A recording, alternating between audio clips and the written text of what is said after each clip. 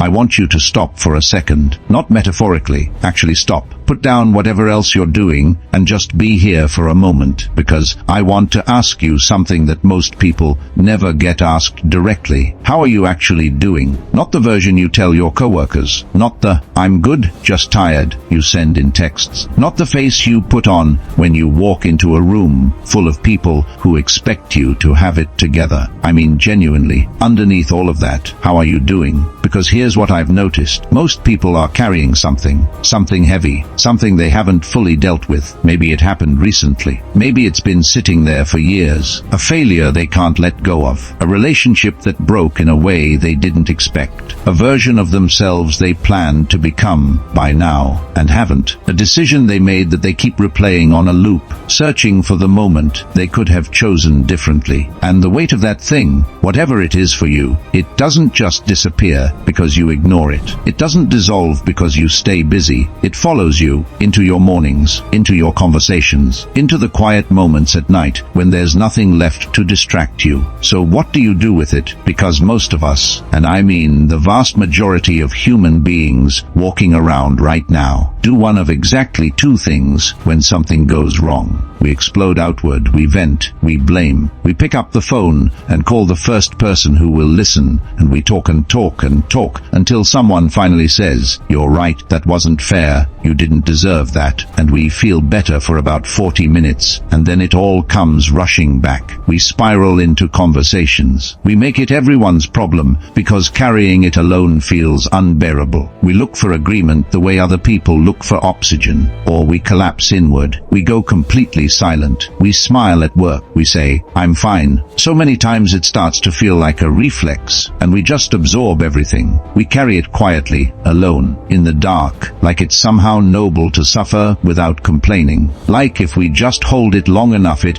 will eventually stop hurting. And here's the brutal truth about both of those options. Neither one works. Not really. Not long term. The venting feels good in the moment, but it doesn't change anything, and the silence just compresses the pressure until something eventually gives way. You know this. I know this. We've all lived this. So why do we keep doing it? Because nobody ever gave us a third option. Nobody sat us down and said, Here is a different way to move through the hard things. Here is how you actually process difficulty instead of just surviving it." Well, someone did, actually. About 2,000 years ago, a group of thinkers figured it out. And what they built wasn't a trend. It wasn't a weekend retreat, or a podcast series, or a self-help book that sells well for 18 months and then disappears. It was a complete philosophy of life, a full operating system for being human, one that has been tested by slaves and emperors and soldiers and prisoners and survivors of unimaginable loss, and it still works. Every single time. They called it Stoicism. And before you assume you know what that means, stay with me,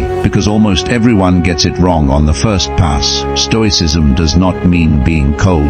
It does not mean cutting off your feelings and walking through life like a machine that processes tasks and feels nothing.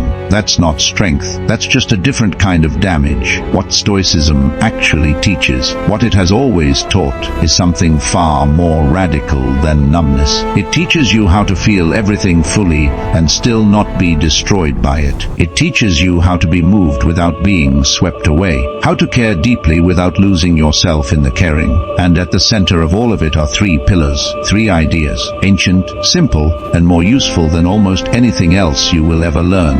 Let's go through them one by one. Sign control what you can, release what you can't. The man who gave us this idea had no business becoming a philosopher. His name was Epictetus, and he was born into slavery. Not the kind of difficult childhood that gets mentioned briefly in a biography before moving on to the success story. Actual slavery. No rights, no freedom, no autonomy over where he lived, what he did, or what happened to his body. His master, a cruel man named Epictetus, once grabbed Epictetus by the leg and began to twist it, reportedly as a demonstration of power. And Epictetus, while it was happening, said calmly, almost matter-of-factly, "You're going to break it." The master twisted harder, and when when the bone snapped, Epictetus said, "Didn't I tell you?" Now, you can hear that story and think that's insane. That's not human. No one actually responds to physical torture with calm observation. But that's not what that story is about. That story is about a man who, in the most extreme conditions imaginable, had found something that could not be taken from him. His master owned his body. His master owned his time. His master owned everything external about his life. But his mind, his response, his values, those were completely, permanently, and untouchably his own. And Epictetus built an entire philosophy around that distinction. He said, everything in your life, every single thing, falls into one of two categories: things that are up to you, your thoughts, your choices, your effort, your values, your reactions to what happens, the way you treat people, the standards you hold yourself to, the meaning you decide to assign to your experience. Things that are not up to you: the weather, the economy, other people's moods and opinions and decisions, whether the person you love feels the same way, whether your flight is delayed, whether the business succeeds, whether the diagnosis is what you hoped, whether someone gives you the credit you deserve. That second list, that's where most people live.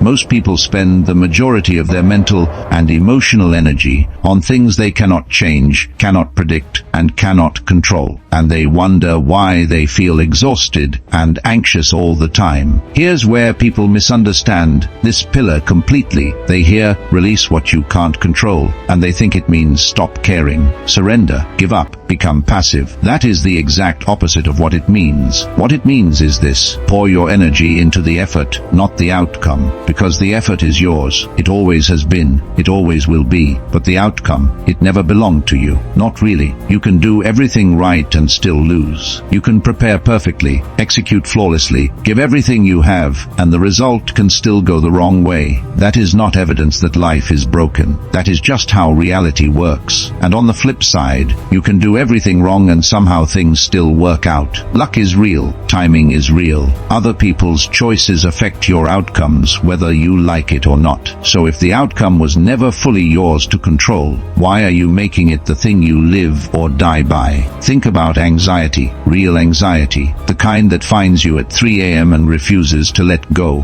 What are you anxious about in those moments? I would bet almost anything it's something outside that second list. A conversation that hasn't happened yet, a result you're waiting on, how someone is going to react, whether something you can't predict is going to go the way you need it to. You are lying awake, burning through your mental and emotional energy on something that was never in your hands to begin with. The Stoic response to that is not stop feeling it. The Stoic response is redirect. Ask yourself right now, in this moment, what is actually available to me? What action can I take? What can I do that is within my reach? Do that thing, give it everything, and then release the rest. Not because the rest doesn't matter, but because holding on to what you cannot change costs you everything, and in return, gives you absolutely nothing. The obstacle is the path. This one is harder to hear, and it's the pillar that most people quietly resist because it asks something uncomfortable of us. Marcus Aurelius was the most powerful human being alive during his time, Roman emperor, commander of the most formidable military force in the known world. Every law, every resource, every decision of consequence, it all passed through him, and every single night he sat down and wrote in a private journal, a journal with no audience, a journal he never intended anyone to read, a journal where he talked to himself, honestly, vulnerably, sometimes harshly, about how to be better, how to face what was coming, how to stay grounded in a world that gave him every reason to become corrupt. That journal survived 2,000 years. We call it Meditations, and it remains one of the most powerful books ever written, not because it was written for us, but precisely because it wasn't. In it, he wrote one line that I want you to sit with: the impediment to action advances action. What stands in the way becomes the way. Read it again, slowly this time. What stands in the way becomes the way. We are wired, biologically, psychologically, and culturally, to treat obstacles like stop signs. Something goes wrong, and the brain immediately categorizes categorizes it: problem to be avoided, threat to be escaped, evidence that something is broken. We treat friction like it's punishment, like the default state of life is supposed to be smooth, and anything hard is proof that something went wrong. But what if that's completely backwards? What if the hard thing isn't the interruption to your journey? What if the hard thing is the journey? Think about every person you have ever genuinely admired, every comeback story, every founder who built something real from nothing, every athlete who became legendary, every artist who created something that actually changed you. Was their story about how easily everything went? It never is. Not once. Not a single time. It's always about the wall. The moment of failure that looked final. The injury that was supposed to end it. The company that collapsed. The relationship that broke. The year that felt like it destroyed everything they had built. And then, what they chose to do when they were standing in the rubble. That's the story. That has always been the story. The Stoics understood something that takes most people decades to figure out, if they ever figure it out at all. Difficulty is not the enemy of growth. Difficulty is the mechanism of growth. It is literally, physically, biologically impossible to develop patience without something that tests your patience. You cannot build courage without facing something that genuinely frightens you. You cannot develop resilience without being broken, at least a little. The resistance is not separate from the result. The resistance is how the result gets built. So the next time something goes wrong, and something will go wrong, I am not being pessimistic, I am being accurate. Try shifting the question. Instead of, why is this happening to me? Ask, what is this preparing me for? That single shift in framing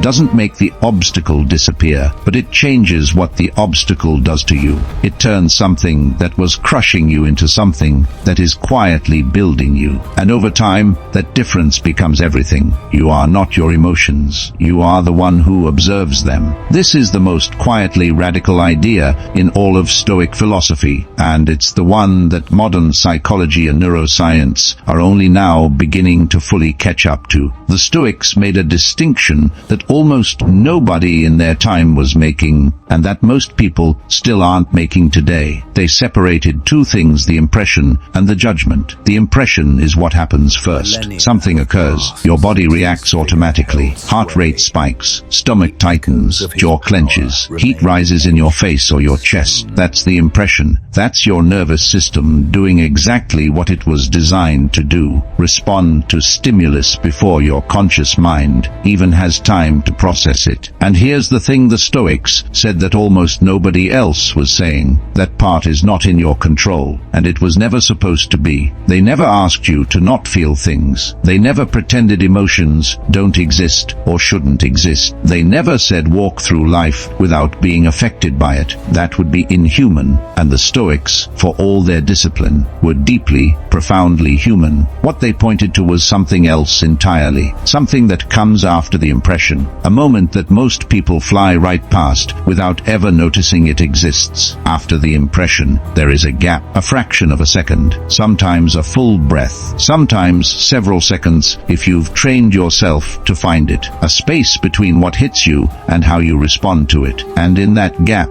in that tiny, almost invisible space, lies your entire freedom as a human being. Viktor Frankl was an Austrian psychiatrist who was arrested in 1942 and sent to a Nazi concentration camp. He spent years in Auschwitz and other camps. He watched people he loved die. He lost nearly everything. He had no control over almost any aspect of his existence. And he came out on the other side and wrote one of the most important books of the 20th century. In it, he said, between stimulus and response there is a space. In that space is our power to choose. In our response lies our growth and our freedom. He never called himself a Stoic, but if Marcus Aurelius had read those words, he would have recognized them immediately. Most of us never find that gap, not because it isn't there, it's always there, but because nobody ever taught us to look for it. We were never shown that there's a moment between what happens to us and what we do about it. So we just react every time. time, automatically, from the most triggered, most flooded, most reactive version of ourselves. We say the thing we immediately regret. We make the decision we knew was wrong while we were making it. We snap at someone we love because we were carrying something unrelated and they just happened to be standing nearby. And then we feel terrible about it, and that guilt layers on top of everything else we're already carrying. The practice of this pillar is not suppression. It is not pretending the anger isn't there or forcing the sadness down or performing calm when you're actually burning. It is observation. When the emotion rises, don't judge it, don't bury it, don't perform it either. Just notice it. Name it quietly, even just to yourself. I'm feeling anger right now. I'm feeling fear right now. I'm feeling grief right now. Watch it the way you would watch a character in a film, with genuine curiosity rather than immediate judgment. Ask yourself, where is this coming from? What is this actually about? And then, before you respond, ask yourself one question. Is what I'm about to do aligned with who I'm trying to be? That question, that single, simple question, carried into your day like a compass, will fundamentally change how you move through the world. So here is where we land. 3 pillars, ancient, tested across centuries and civilizations, and every kind of human suffering imaginable, and still more practically useful than almost anything you will encounter in a self-help aisle or a corporate training room or a wellness app on your phone. Control the effort, surrender the outcome. Let every obstacle become the path rather than a detour from it. Find the gap between what happens to you and how you choose to respond. These are not complicated ideas, but I want to be honest with you. Simple is not the same as easy. These take practice, real, daily, imperfect practice. They take failure. They take catching yourself slipping and choosing, without self-punishment, to start again. Marcus Aurelius had to remind himself of this every single night. The most powerful man in the world, writing to himself in the dark, trying to be better. That's why meditations exists. Epictetus had every reason to be consumed by bitterness. He had lived through things most of us will never face, and he chose, deliberately, consciously, every single day, philosophy over resentment. They were not perfect. They were not enlightened beings floating above ordinary human struggle. They were people. Complicated, flawed, struggling people, just like you. And that is exactly the point. Stoicism was never meant for a special class of superior humans. It was built in the dirt and the struggle of real life, for real people, facing real pain. It was built for someone who is tired of being at the mercy of everything that happens to them. Someone who is ready to stop reacting and start responding. Someone who wants to live with intention, not just survive with endurance. You have been pushed around by life long enough. It is time to push back, not with rage, not with bitterness, not with the exhausting performance of someone who has everything under control when they absolutely do not. With something quieter than that, something steadier, something that doesn't burn out, with intention.